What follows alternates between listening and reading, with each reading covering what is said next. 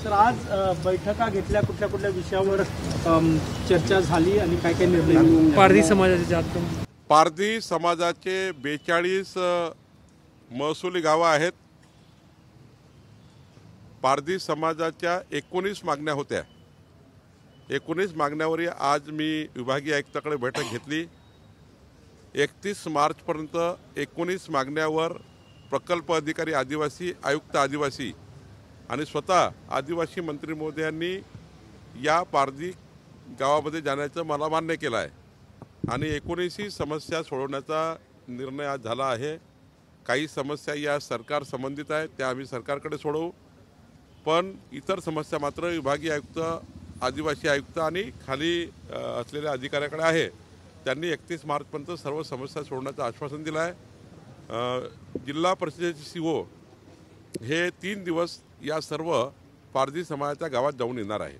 Sir, प्रामुख्याने दाखले आणि जात प्रमाणपत्राची समस्या असते आणि कारण जुने डॉक्युमेंट नाही, 1950 ची अट त्याच्यामध्ये अडचण येते, त्याबद्दल काही 349 कास्ट सर्टिफिकेट देण्यात आल्या, 65 कास्ट सर्टिफिकेट, आधार कार्ड आणि जन्माचा दाखला नाही म्हणून रद्द केल्या, त्या पुन्हा केसेस मी रिओपन केल्या आहे आणि आता त्या 59 लोकांना पुन्हा एकदा त्यांचे डॉक्युमेंट व्हेरिफिकेशन करून कास्ट सर्टिफिकेट देण्यात येणार आहे।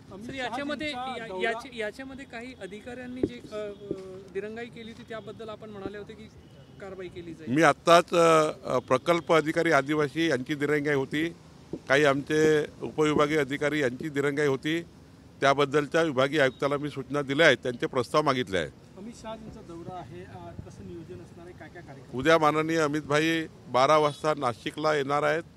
त्र्यंबकेश्वरला जाऊन मालेगावला एक शासकीय कार्यक्रम आहे, तो शासकीय कार्यक्रम झाल्यानंतर माननीय अमित भाई 6 वाजता मुंबईच्या एका कार्यक्रमाला असणार आहे। 2 शासकीय कार्यक्रम आणि 1 त्र्यंबकेश्वरचं दर्शन, इतकाच विषय आहे। नाशिक आणि इथला जो जिल्हा पालकमंत्री पदाचा तो मुख्यमंत्री आल्यानंतर सुटेल फार मला वाटतं वाद नाही आहे, थोडा आमचा आपसात संमती होईल, कारण तिथे नाशिकला यापूर्वीही गिरीश महाजनजी पालकमंत्री होते। आता कुंभ हा त्यांनी त्यांच्या पालकमंत्री काळात यशस्वीरित्या त्याची योजना तयार केली होती। पूर्व अनुभव असल्यामुळं आणि कुंभ असल्यामुळे नाशिकचे पालकमंत्री गिरीश महाजनांना जबाबदारी देण्यात आली होती माननीय मुख्यमंत्री महोदयाकडून। आता पुन्हा एकदा एकनाथ शिंदेजी आणि माननीय देवेंद्रजी, अजित पवारजी बसतील आणि निर्णय करतील। रायगडमध्ये मात्र जो कोकण विभाग आहे, ठाणे कोकण, 7 जिल्हे आहे, 3 जिल्हे भाजपा, 3 जिल्हे शिवसेना, 1 राष्ट्रवादीकडे जावा असा निर्णय झाला होता, पण पुन्हा एकदा त्या ठिकाणी काही शिवसेनेकडनं आपत्ती आहे, त्याबद्दलही 3घही नेते बसतील आणि माननीय मुख्यमंत्री योग्य निर्णय करतील। शरद पवार आणि अजित पवारांची आज भेट काय वेगळे राजकीय समीकरण दिसते भविष्याच्या काळात, कारण की केंद्रातही हिंदू विचाराचं सरकार आहे, महाराष्ट्रातही आहे। त्यांची चर्चा राजकीय होती की व्यक्तिगत होती याबद्दल मला माहिती नाही। राजकीय असेल तर थोडा महायुतीमध्येही चर्चा करावी लागेल अजितदादांना, आणि व्यक्तिगत असेल तर मग ते पारिवारिक असेल, त्याबद्दल मला माहिती नाही।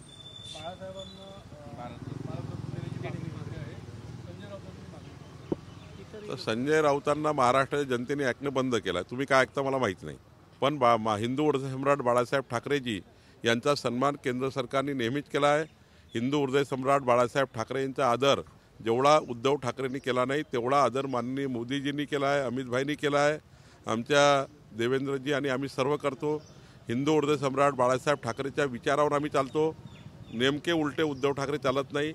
त्यामुळं उद्धव ठाकरेजींना खरं तर हिंदू हृदय सम्राट बाळासाहेब ठाकरे यांचे विचार पुढे न्यायचे नाही आहे। आम्ही उलटं त्या ठिकाणी आमच्यावर बाळासाहेबांची आशीर्वाद आहे, हिंदू हृदय सम्राट बाळासाहेबांची प्रेरणा आमच्यावर आहे।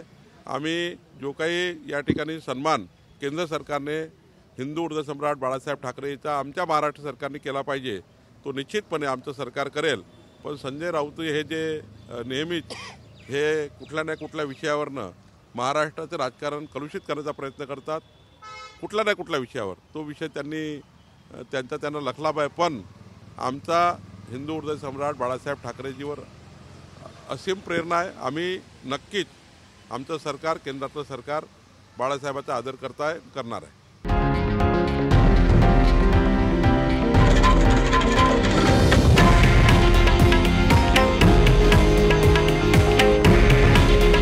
हे आहे देशातील नंबर 1 न्यूज नेटवर्क आणि आपण पाहत आहात TV9 मराठी.